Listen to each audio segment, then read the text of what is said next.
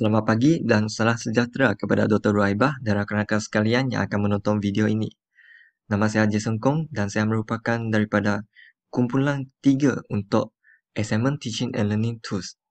Baik, sebelum saya menunjukkan Teaching and Learning Tools kumpulan kami telah memilihkan Google Sites sebagai Teaching and Learning Tools kumpulan kami.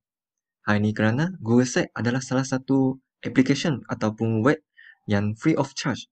Pelajar tidak perlu buat apa-apa pembayaran dan bolehlah guna pakai Google Sites dengan baik. Selain itu, Google Sites ini dia adalah simple dan senang untuk diguna pakai oleh pelajar. Pelajar yang kurang mahir dalam kemahiran ICT ataupun kurang mahir dalam teknologi seperti komputer ataupun telefon, mereka juga boleh guna Google Sites ini dengan baik dan senang. Okey, mari saya tunjuk Google Sites yang kumpulan kami buat. Okey, di sini kita boleh nampak tajuk kumpulan kami iaitu Skeletal System Disease. So, dalam homepage, ini adalah homepage dan dalam homepage kita ada beberapa information yang penting untuk pelajar. Dan setiap gambar ini menunjukkan information yang berlainan. Contoh, gambar pertama iaitu learning objective. Apabila pelajar dia klik masuk dan dia akan keluar page untuk learning objective. Dan learning objective ini dia menunjukkan objektif ataupun apa yang akan pelajar belajari daripada Google Sites ini, seperti identify and describe the disease in skeletal system dan sebagainya. So, selepas belajar dapati apakah objektif, mereka boleh tekan button di sini untuk back to the homepage. So, dia akan balik ke homepage. Dan gambar kedua adalah untuk teacher eye contact. Apabila pelajar tekan, page ini telah akan menunjukkan information teacher, iaitu guru-guru yang menghasilkan Google Sites ini. Dan di sini, pelajar akan nampak satu button untuk my email. Ini adalah untuk pelajar jika ada apa-apa persoalan yang mahu bertanya dengan guru tersebut, dia boleh klik dan akan keluarkan email kepada guru tersebut dan pelajar boleh masukkan persoalan ataupun apa-apa maklumat yang mahu memberitahu guru tersebut. Baik. Selepas itu, di sini kita boleh nampak lagi back to the homepage. Pelajar akan tekan dan dia akan balik lagi. Okey. Untuk pelajar yang yang first time buka Google Sites ini, dia kena isi attendance dulu. So, dia akan tekan dan akan pergi kepada Google Form untuk catat attendance mereka. Dan mereka perlu masukkan maklumat yang diperlukan. Baik, untuk gambar yang ketiga akan masuk kepada overview skeletal system. So, pelajar perlu tekan dan masuk. Baik, dalam page overview skeletal system ini, dia akan menerangkan apa itu skeletal system dengan ringkas. So, di sini adalah penerangan bagi skeletal system. Dan dalam skeletal system, dia ada bone types, dia ada function of skeletal system, dan dia ada juga bone shears. Apa itu shears yang ada dalam sistem skeletal system? Okey. Dekat sini dia ada dua gambar. Dua gambar ini adalah maklumat yang lebih lanjut untuk pelajar yang mahu mempelajari tentang overview skeletal system. So, pelajar boleh klik dan dia akan pergi kepada video tentang overview skeletal system. Dan bagi gambar ini pula, pelajar boleh klik dan dia akan pergi ke website yang menerangkan overview skeletal system dengan lebih jelas. Baik. Lepas tu kita boleh nampak di sini dia akan pergi kepada skeletal disease. Baik. Dalam skeletal system ini, disease skeletal system biasanya boleh dibagi kepada 3 kategori, iaitu disease yang characterized by bone fracture, yang kedua disease characterized by shears, yang ketiga disease characterized by bone tissue. Ini adalah 3 utama kategori untuk bone disease. Baik, mari kita masuk kepada yang pertama, untuk disease yang pertama, iaitu bone fracture. Baik, apa itu bone fracture? Dalam page ini, dia telah menerangkan semua perkara tentang bone fracture. So, bone fracture, di sini kita boleh nampak apa itu bone fracture dan macam mana kita nak diagnoskan adakah kita dapati bone fracture atau tidak. Kaedah pertama adalah MRI dan seterusnya adalah CT scan dan juga X-ray. So, sini adalah penerangan untuk setiap cara untuk diagnoskan bone fracture. So, di sini kita pergi kepada simptom. Baik. Dalam page ini, dia telah menunjukkan apakah simptom bone fracture. Dan bone fracture ini, simptomnya biasanya adalah menunjuk daripada limited mobility, affected bone or joint, dan swelling ataupun pain. Dan di sini ada video yang menunjukkan simptom-simptom lain kepada bone fracture. So, pelajar boleh melihat video ini untuk mendapati adakah dia mendapati bone fracture atau tidak. So, di sini kita boleh nampak ada question. Kita tekan dan ada satu soalan untuk pelajar bincang semasa dalam kelas ataupun proses pembelajaran online. So, next, kita pergi kepada courses. Dalam kursus ini, belajar boleh belajari segala penyebab yang menyebabkan bone fracture, seperti trauma ataupun disebabkan oleh pathological fracture, iaitu disebabkan oleh disease dan menyebabkan tulang kita jadi tidak kuat, lemah ataupun rapuh. So, selepas courses, kita boleh pergi kepada type of fractures. So, dalam page ini, dia akan menunjukkan jenis fracture yang ada pada tulang. Di sini, dia menunjukkan kategori untuk bone fracture. Dan dia terbagi kepada 5 kategori. Dan setiap kategori bone fracture, dia ada bone fracture yang tertentu. Seperti position of the bone, dia ada non-displaced dan displaced. Dan juga completeness, orientation, penetration dan stress. So, pelajar dapat mempelajari semua maklumat tentang fracture yang berbeza di sini. Dan video ini adalah maklumat yang lebih lanjut untuk type of fractures. Dan sini boleh nampak question. Pelajar perlu membuat perbincangan untuk soalan ini. So, last kali untuk bone fracture adalah treatment. Baik, di sini pelajar boleh nampak first aid untuk bone fracture dan juga treatment untuk bone fracture yang diperlukan untuk menyembuh bone fracture ini. So, habis bone fracture, kita boleh pergi kepada disease characterized by shears.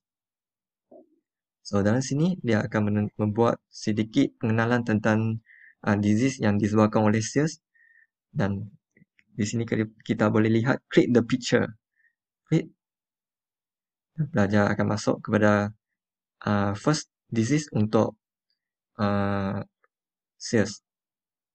Shears untuk disease yang disebabkan oleh shears.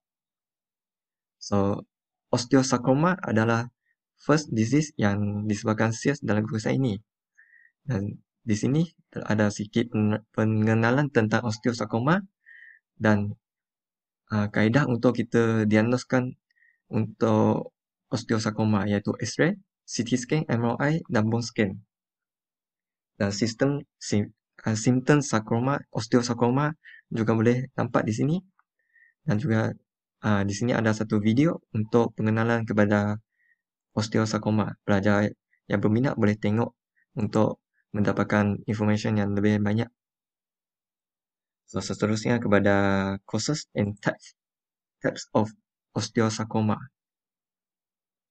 Baik, dalam page ini, pelajar boleh mempelajari penyebab menyebabkan osteosarcoma dan juga apakah jenis osteosarcoma yang ada seperti low grade, intermediate grade ataupun high grade.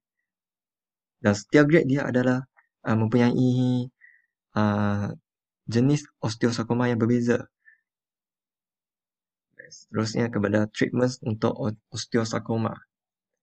Dalam page ini telah menunjukkan treatment kepada osteosarkoma seperti chemoterapi ataupun surgery, radiation therapy ataupun surgery dan juga amputation. Dan seterusnya kita akan pergi kepada disease yang seterusnya, iaitu multiple myeloma. Dalam page ini telah menunjukkan telah menunjukkan sedikit pengenalan terhadap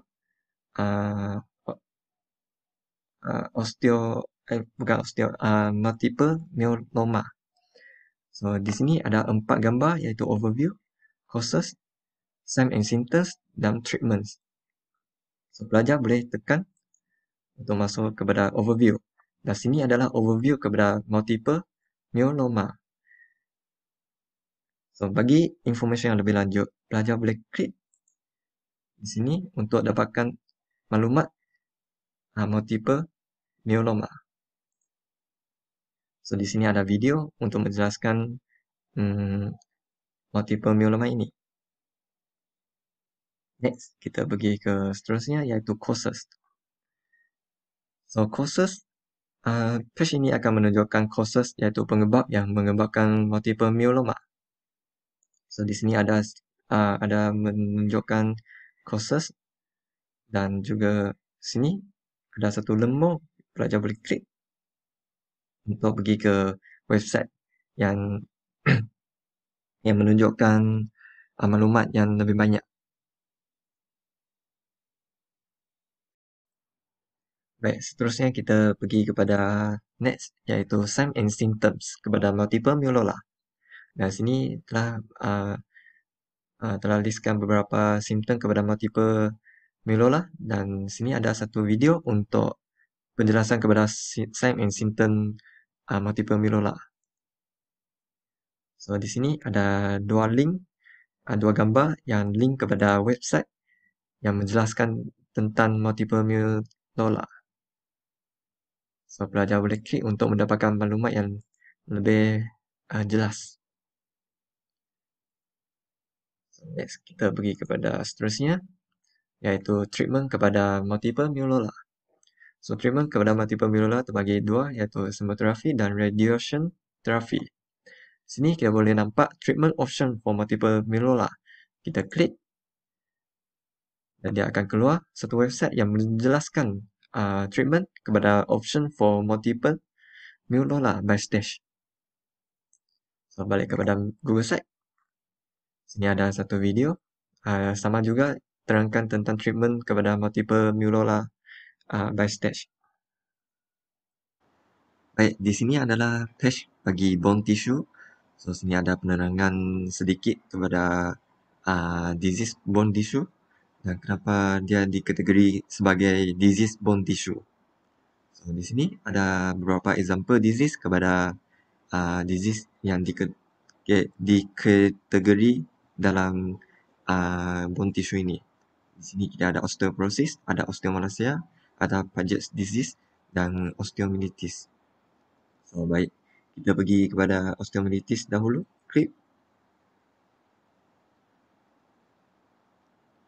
Inilah page kepada osteomyelitis. Sini kita boleh nampak ada 4 komponen, iaitu overview, causes, symptom dan treatment. Dan setiap ni boleh klik untuk student baca dan faham pengenalan kepada setiap satu. So, causes, symptom dan treatment. So, lepas tu student boleh klik dan pergi kepada overview. Overview osteomyelitis boleh dilihat di sini sebab ada tab here, boleh klik dan dia akan keluar sedikit pengenalan. Dan di sini ada 2 video untuk pelajar menonton untuk lebih fahami tentang apa itu osteomyelitis.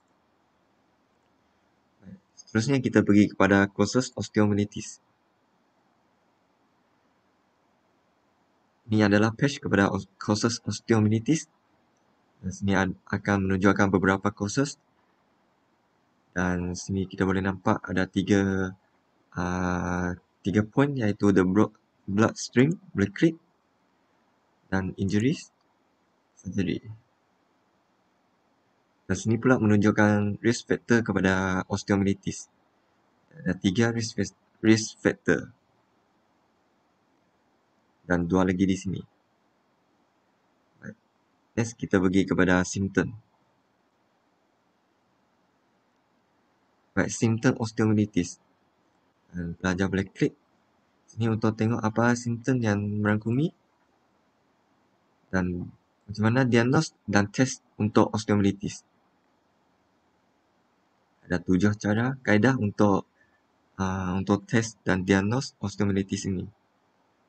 So, sini ada satu video untuk penerangan simptom osteomyelitis. So, seterusnya pergi kepada treatments kepada osteomyelitis. So, macam mana treatment kepada osteomyelitis? Semuanya ada di sini. Kita ada drainage, kita ada antibiotic medication, ada surgery. Dan what is the outlook for patient with osteomyelitis? Boleh klik dan tengok penjelasannya. Dan di sini juga ada satu video. Boleh klik untuk pelajar faham tentang treatment kepada osteomyelitis. Dan seterusnya kita akan pergi kepada osteoporosis, iaitu disease yang kedua. So, pelajar boleh klik. Next. Dan dalam page ini ada beberapa information terhadap osteoporosis. So, sini ada 4, iaitu introduction osteoporosis, symptom, treatment, dan juga causes. Kita pergi kepada introduction, klik, dan sinilah introduction kepada osteoporosis. Dan sini ada satu video, pelajar boleh klik untuk tengok osteoporosis punya pengenalan. Dan how to keep your bones strong and healthy. Sini adalah beberapa cara untuk mengekalkan kesihatan tulang kita. Next to the causes. Dalam page ini adalah causes kepada osteoporosis, penyebab kepada osteoporosis. Pelajar boleh baca dan memahami semua causes dan juga menonton video untuk lebih faham tentang causes osteoporosis. Pergi kepada page yang seterusnya, iaitu simptom osteoporosis. Dan sini merupakan simptom kepada osteoporosis dan pelajar boleh klik untuk mendapat maklumat yang berlebihan di sini.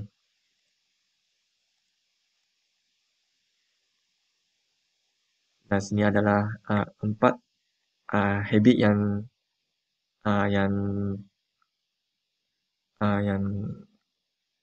kurang baik untuk yang akan mengakibatkan kepada osteoporosis ini. So, next kepada treatment. So, sini telah menunjukkan beberapa treatment untuk osteoporosis. Sini ada 4 jenis dan cara untuk prevent osteoporosis. Dan ini semua adalah cara untuk prevent osteoporosis. Baik, kita pergi kepada next disease yang seterusnya, Paget's disease. Baik, sekarang kita pergi kepada Paget's disease. Dan di sini dia ada 4 komponen, iaitu overview, causes, symptom, dan juga treatment. So, kita pelajar perlu pergi kepada overview dahulu. Dan di sini telah menerangkan overview kepada Paget's disease. So, pelajar boleh baca dan memahami apa yang ada pada page ini. Dan sini ada satu arahan, just tap here. So, pelajar perlu klik dan dia akan pergi kepada website yang menerangkan tentang Paget disease. Balik kepada Google site. Selepas belajar tengok overview, dia klik di sini untuk back to the page Paget disease dan pergi kepada causes. Page ini adalah menerangkan tentang courses kepada Paget disease. So, apa courses yang mengembangkan Paget disease, dan di sini dia pelajar boleh tengok ada tab here. So, pelajar boleh klik untuk pergi kepada video yang menerangkan tentang courses kepada Paget disease. Baik, so kita back pergi homepage Paget disease, dan seterusnya adalah simptom kepada Paget disease. Dan di sini telah menunjukkan beberapa simptom kepada Paget disease. Dan sini ada sikit slide untuk belajar baca. So, selepas belajar memahami simptom kepada Paget disease, dia klik back to the homepage dan boleh klik sini untuk treatment kepada Paget disease. So, treatment adalah page last kepada Paget disease. Dan sini menunjukkan beberapa beberapa jenis treatment kepada Paget disease ini. So, sini ada lagi tab. Pelajar boleh klik dan dia pergi kepada website yang menerangkan tentang Paget disease ini. Baik. Dan pergi bawah, di sini kita boleh nampak next disease, iaitu osteomalacia. So, pelajar boleh klik dan akan pergi kepada page osteomalacia. So, di sini ada juga 4, iaitu overview, osteomalacia, causes, symptom, dan juga treatment. So, sama juga pergi kepada overview dulu. Dan sinilah menunjukkan overview kepada osteomalacia. Baik, di sini ada juga video untuk belajar tengok, menonton. Lepas itu, klik back dan pergi kepada causes of the osteomalacia. Dan page inilah adalah causes kepada osteomalacia. Sini boleh kita klik untuk maklumat yang lebihan. Lepas itu, back dan pergi kepada simptom osteomalacia. So, sini telah menunjukkan simptom dan pelajar boleh klik akan pergi kepada website yang menunjukkan simptom untuk osteomalacia. So, balik kepada Google Site. Sini ada juga satu video yang menerangkan tentang sign and symptom of osteomalacia. So, selepas tu klik back, pergi kepada yang keempat, iaitu treatment. Treatment sini kita boleh nampak treatment kepada osteomalacia. So, sini ada beberapa treatment, boleh tengok melalui video. So, pelajar boleh menonton video untuk memahami treatment kepada osteomalacia. Dan pergi kepada page yang seterusnya, iaitu tips for healthy bone. Macam mana kita untuk mengamalkan tulang yang kuat dan sihat. Dan sini ada beberapa kaedah untuk menjaga tulang kita. So, pelajar boleh tengok dan baca dan fahamkan. Dan last sekali adalah kepada penilaian, iaitu question. So, selepas proses pembelajaran dan semua topik dan subtopik sudah dibaca dan dibelajari oleh pelajar, dan mereka perlu klik sini, ada satu link akan pergi kepada work wall. Sini ini adalah satu web untuk membuat quiz. So, pelajar boleh masukkan nama mereka dan start. Dan sini akan mengeluarkan satu set soalan untuk pelajar menilai kefahaman mereka tentang tajuk ini. So, kita back dan balik kepada homepage. So, bagi pelajar yang kali pertama menggunakan website ini, saya cadangkan mereka start dengan satu persatu. Contohnya, learning objective, lepas tu teacher contact, student attendance, dan masuk kepada overview skeletal system dulu supaya tidak terlepas mana-mana topik yang penting. Dan untuk revision kepada pelajar yang sudah banyak kali tengok Google Site ni, dia boleh terus tekan topik dan subtopik yang diperlukan di sini untuk mendapatkan maklumat yang mereka nak. Contoh seperti bone fracture, dan saya boleh terus mendapatkan maklumat yang saya nak seperti symptom atau causes atau type atau treatments. Baik. Ini adalah hasil kerja Google Site kepada tajuk Skeletal System Disease kumpulan kami. Sekian daripada saya. Terima kasih.